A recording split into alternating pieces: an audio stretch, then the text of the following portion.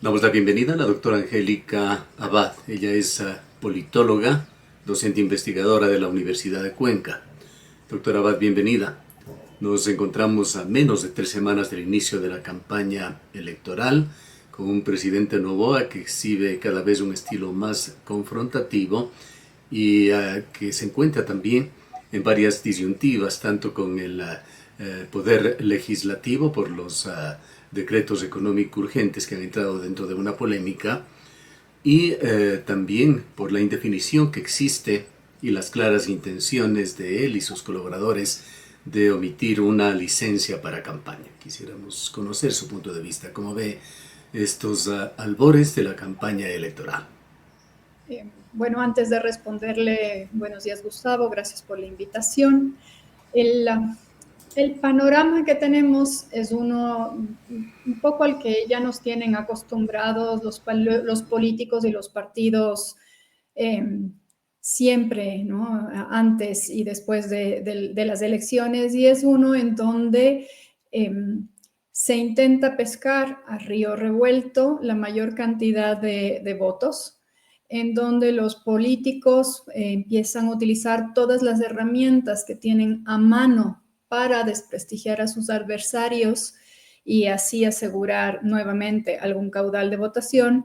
En el caso del presidente candidato Noboa, lo sigue haciendo. De alguna manera su estrategia a mí no me queda muy clara, digamos, la lógica detrás a mí no me queda muy clara, el de abrirse tantos frentes de conflicto, ¿no? Con la asamblea, con la vicepresidenta, con los alcaldes, con Guayaquil, con la empresa de los generadores, ¿no? Por todo lado tenemos pequeños frentes que se abre y al mismo tiempo, en paralelo, tenemos una fuerte presencia de publicidad gubernamental oficial promoviendo las obras, los logros del candidato presidente. Entonces, como que juega dos bandas. No sé exactamente cómo recauda apoyos o pretende recaudar apoyos a través de redes sociales promocionando sus grandes logros.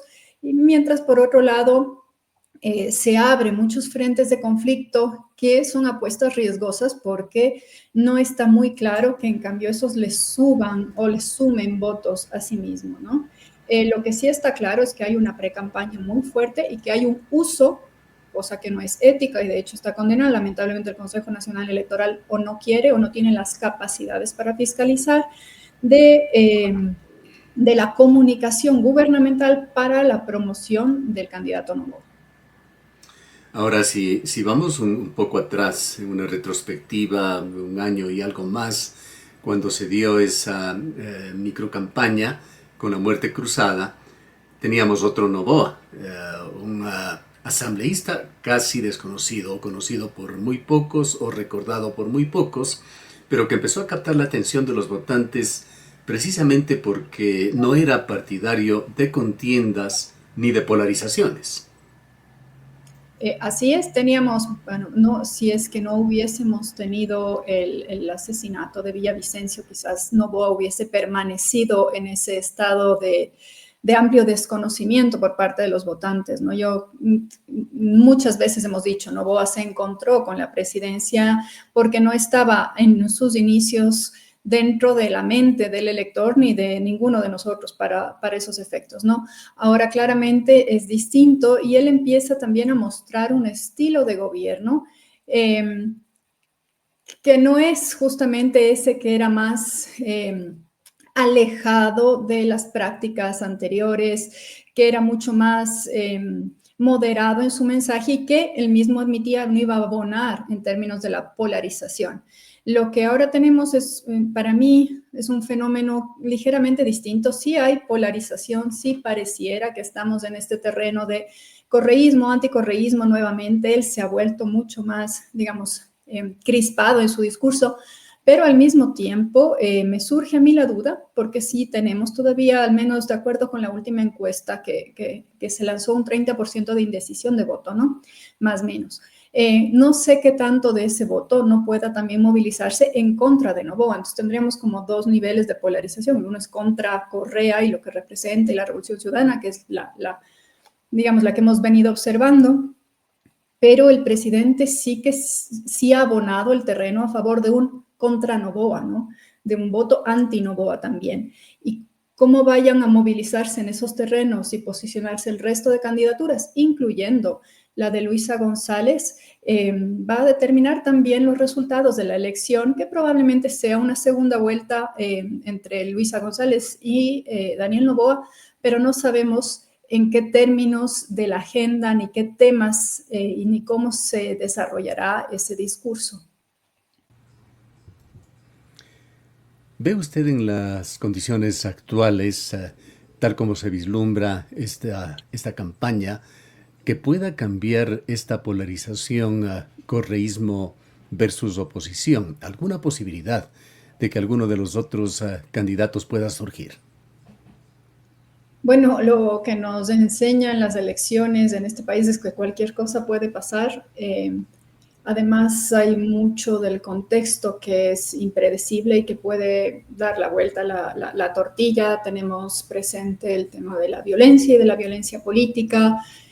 Tenemos todavía pendiente la cuestión de la vicepresidencia y de cómo va a actuar la autoridad electoral frente a esta, digamos, a esta intención de Noboa de no presentarse, digamos, de no pedir licencia, que implicaría no hacer campaña.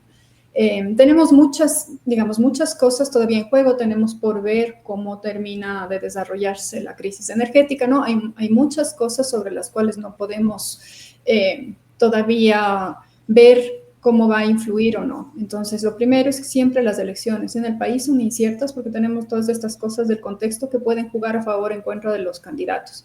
Lo otro es, y eso sí nos han enseñado elecciones pasadas, es que hay cada vez un electorado más grande que no se compra la idea de la polarización y que está buscando otras cosas. Justamente es lo que le llevó a ganar a Noboa en las elecciones pasadas, el desmarcarse de la polarización. Ahora él está en el poder y obviamente está recibiendo ataques y obviamente ve por dónde hay más réditos, ¿no? Yo creo que cada vez pesa menos el tema de la polarización, pero no deja de ser también un eje importante en la toma de decisiones, sobre todo de la población adulta joven, digamos así, entre las personas que ya pasan de los 30 años y hacia adelante. El eje correísmo-anticorreísmo todavía funciona bastante bien porque somos, ¿no? Yo ya no estoy en el lado adulto joven, pero somos quienes de alguna manera sí tenemos la experiencia de antes, durante y después de la Revolución Ciudadana. Con la serie de situaciones tan peculiares que vive Ecuador, ¿cómo vislumbra usted esta campaña? ¿Cuáles serían, por una parte, los temas fundamentales a debatir, a tratar con los ecuatorianos? Y por otra parte, será una clásica campaña ya de este siglo XXI basada fundamentalmente en las redes sociales. Pues fíjese que yo creo que sí, de hecho creo que estamos en campaña, creo que urge, a mí no me gusta mucho el tema de las reformas legislativas porque pienso que el Ecuador vive de reformas y eso le resta poco tiempo para ejecución, pero nuestro código de la democracia en el sentido de las campañas electorales no se ha modificado sustancialmente de al menos 20 años a esta parte, ¿no? Y claramente ya las campañas se juegan en dos terrenos. Uno es la parte proselitista, que es lo que regula, y la parte de medios de comunicación de masas, que regula el código de la democracia, pero las redes sociales y la campaña digital no se ha tocado, no se ha regulado, y no tanto en términos de a ver cómo controlamos, siempre estamos pensando en cómo yo controlo y evito que las cosas se hagan, ¿no? Nuestras legislaciones siempre tienden a ser muy punitivas o muy coercitivas en ese sentido, pero no se dice nada al respecto y es por eso que tenemos toda esta pre-campaña, que ya no es más una pre-campaña, es una campaña en redes con algunos candidatos más notorios que otros, pero que tenemos que ya asumir esa realidad. El tema de la campaña digital ha venido para quedarse y es un espacio muy versátil también para hacer política, para comunicar, para interactuar con votantes, para expresar ideas que además en una campaña tan corta como la que tiene el Ecuador, que es de apenas un mes, normalmente no se llegan a debatir porque en ese periodo corto de un mes no se puede explicar todo lo que uno quiere hacer, puede hacer, cómo lo va a hacer, no se puede recorrer de norte a sur, de este a oeste, todo el país. Entonces, de alguna manera las redes sociales sí se convierten en ese amplificador de mensaje y sí permite llegar a más públicos y sí permite ahondar o detallar más cierta información, ¿no? Entonces creo que cada vez más eso va a estar formando parte de la política y de las campañas electorales. En la campaña primera de Noboa, que le llevó a la presidencia, el tema de la violencia, de la narcoviolencia en el país, el asesinato de Villavicencio, como usted ha señalado, marcaban la agenda en Ecuador, pero ahora se han sumado otras cosas, empezando por los propios actos del gobierno en funciones y sobre todo en una situación en la que el país no llega a encontrar una normalidad que anuncia reiteradamente el gobierno, el tema de los cortes de energía, que han generado problemas a los ecuatorianos a todo nivel. Sí, a ver, se me estaba quedando el tema, ¿no? A ver, ¿qué temas van a dominar la agenda? Yo creo que es evidente el tema de la recuperación económica, porque después de la pandemia casi no levantamos cabeza y con los apagones volvimos a hundirnos más. Hay quienes dicen que incluso más que durante estos tiempos de pandemia. Entonces, y van vinculadas, ¿no? Porque con la recuperación económica hablamos de generación de empleo, hablamos de disminución de la delincuencia, hablamos del tema del narcotráfico y de la violencia, van a estar allí. Y luego me parece a mí que la oposición capitalizará también todos estos deslices, que no sé si se pueden llamar así, sino esta forma de gestionar el gobierno que tiene Daniel Noboa, que es poco pluralista y va en contra de algunos de los principios de la democracia, ¿no? El mismo hecho de que él no quiera hacer campaña implica que nos quita a nosotros como ciudadanos la capacidad de hacer que él rinda cuentas, ¿no es cierto? De que él informe sobre su gestión y que le podamos criticar, porque va a seguir teniendo, digamos, el sombrero de la autoridad. Y uno de los principios de la democracia es justamente que si es que yo me quiero reelegir, tengo que dar un paso al costado, volver a bajar al nivel de la ciudadanía y ponerme con mis pares a dar cuentas, ¿no? A quienes me eligieron.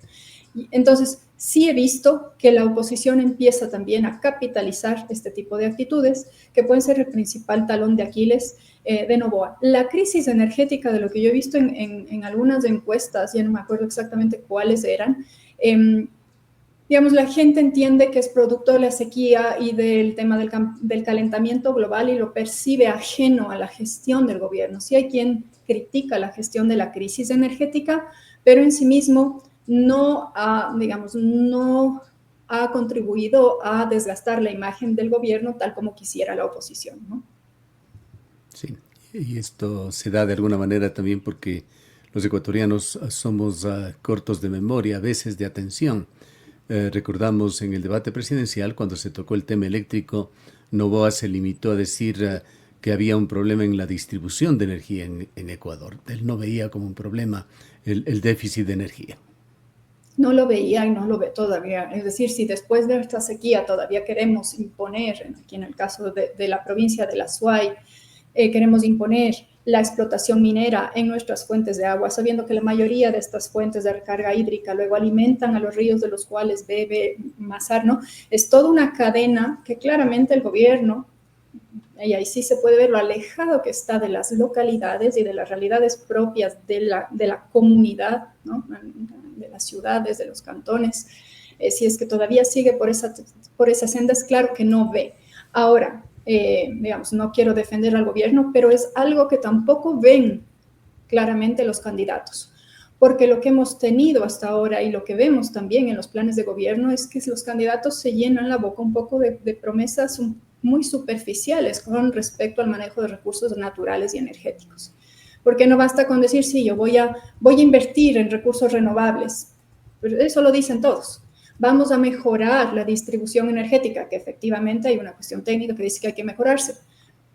Pero esas son promesas que se hacen todos. Sí, vamos a respetar el medio ambiente, ya después vemos que los recursos naturales y su explotación parecen ser digamos, la fuente única de recursos del Estado, porque ninguno ha dado pie atrás desde hace muchos años. No es solo una cuestión de Noboa, no fue solo de Lazo, no fue de Lenín Moreno, no fue de Rafael Correa.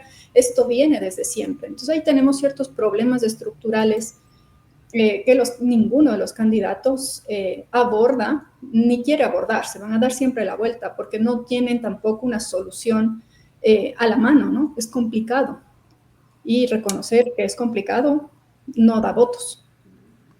Ahora, los hechos que de alguna manera han ido marcando esa nueva personalidad del presidente de la República, empezando quizá por esa incursión en la Embajada de México, luego esa negativa del gobierno anunciada ya por el ministro de Gobierno en el sentido de que no pediría licencia para esta campaña, el caso, el manejo de la vicepresidenta de la República, esa intención de forzar un decreto a que se convierta en ley y otros hechos, ¿hablan de una estrategia de Noboa o hablan de su nivel de vocación democrática? Yo creo que hablan de las dos cosas, porque si uno ve el currículum de Noboa, tenemos ahí una persona que hizo una maestría en administración pública, por tanto podemos asumir que él sabe perfectamente bien cómo funciona la democracia. Eso se espera de cualquier persona que tenga un máster en administración pública, en gestión pública, como sea, ciencia política y demás.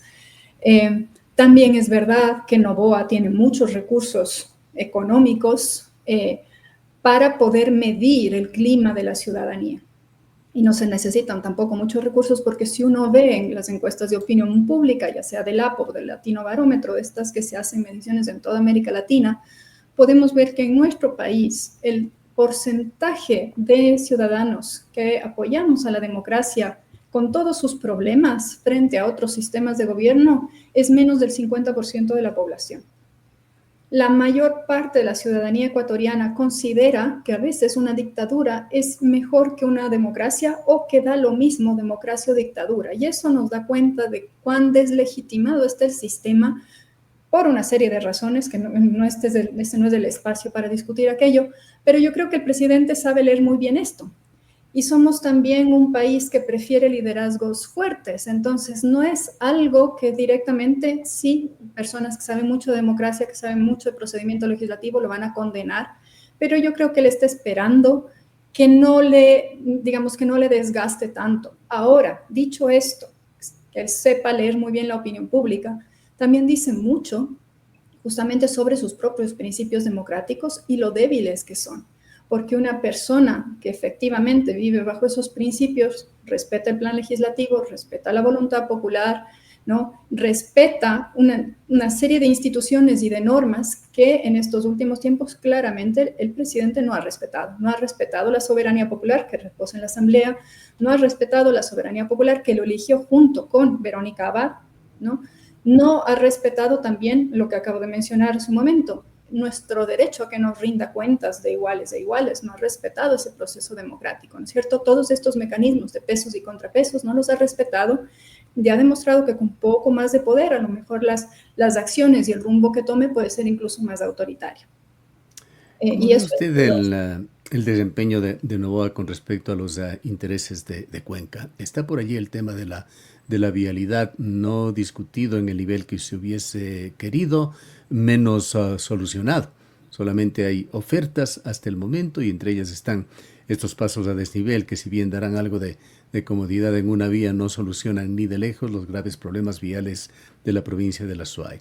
Está esa posición tan contradictoria del gobierno de Noboa manifestada a través del Ministerio del Ambiente y el Ministerio de Energía, absolutamente en contra de los intereses de Cuenca manifestados no solamente en Cuenca, en Girón, en Victoria de El Portete, con una posición ciudadana muy clara con respecto a los grandes proyectos mineros, pero el gobierno los apoya.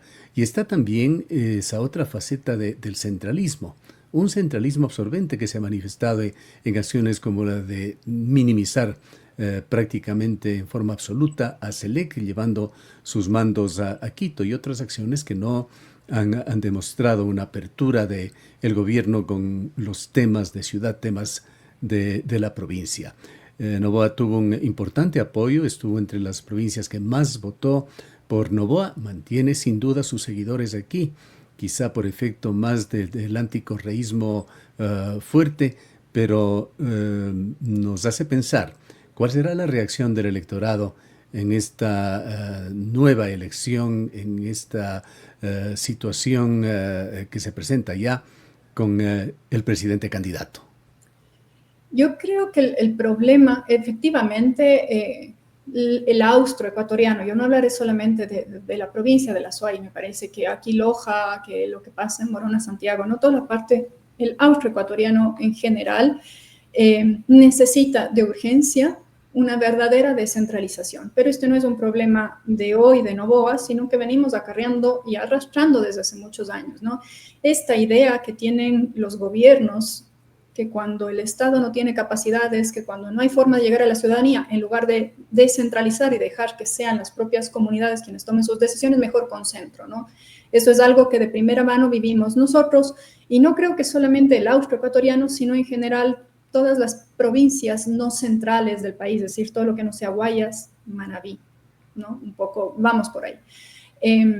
Dicho esto, creo que al presidente y a los candidatos en este momento van a ver números y van a ver dónde se concentra el grueso del electorado.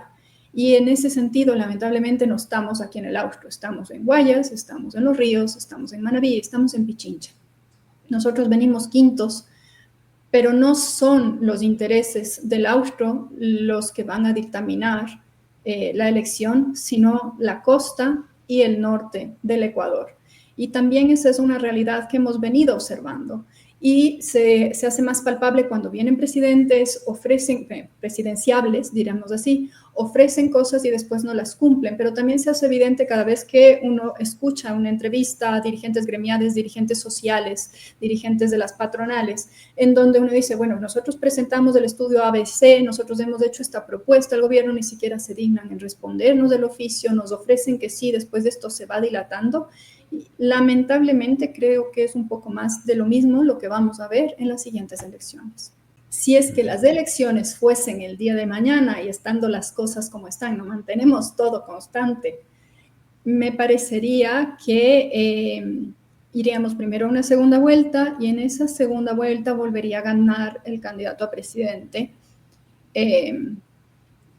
porque el correísmo tiene una debilidad que todavía no sabemos cómo va a abordarla ni se la va a superar durante la campaña, y es que tiene un techo.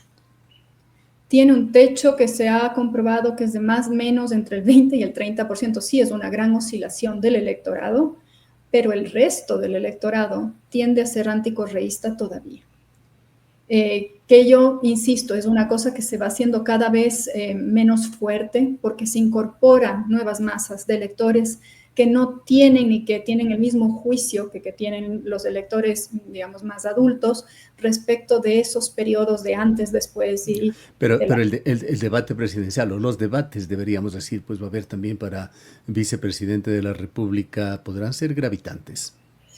Bueno, de hecho, se ha demostrado que los debates han sido más vistos que lo que se esperaba alguna vez, que hay un porcentaje bien importante de los electores que hemos visto los debates, pero que esos debates han sido gravitantes, digamos, los de primera vuelta, ¿no? En primera vuelta han sido gravitantes para confirmar el voto o para cambiar el voto. Luego, el problema de esos debates es que de nuevo tenemos un número sumamente alto de candidatos, lo cual no permite una verdadera confrontación en términos de ideas, ni tampoco de habilidad discursiva ni de retórica, ¿no? Y entonces eso también es limitante. Pero visto las intenciones de voto, ¿no? Como todos estos están muy por debajo de Luisa González y de Álvaro Noboa, yo creo que el debate también se va a concentrar en lo que digan Luisa González y, y Daniel Noboa. Yo ya estoy hablando del padre en lugar de... pues sí. Bien, queremos agradecerle mucho y estaremos atentos al desarrollo de esta campaña electoral. A ustedes, muchas gracias. Gracias de la doctora Angélica Abad. Ella es politóloga, docente de la Universidad de Cuenca.